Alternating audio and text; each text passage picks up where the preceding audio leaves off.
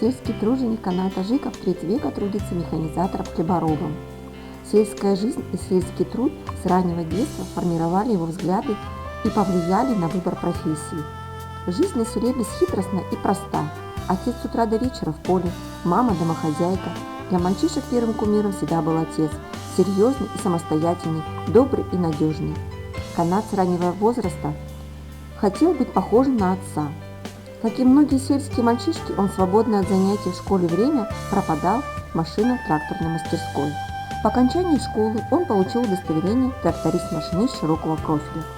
Это и послужило началом его трудовой деятельности в отделении номер 2 совхоза Ливановский. Шли годы.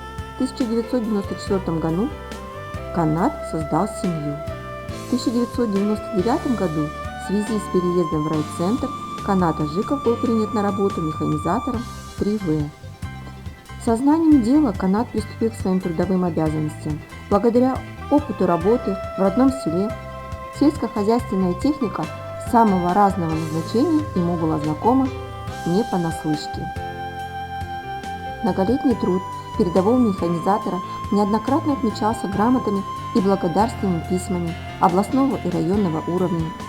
При подведении итогов очередного сельскохозяйственного года ТО Алтынсарина передового механизатора-хлебороба Каната Ажикова всегда в числе первых приглашают на чествование на сцену Дома культуры ТО Алтынсарина, награждая грамотами и премиями.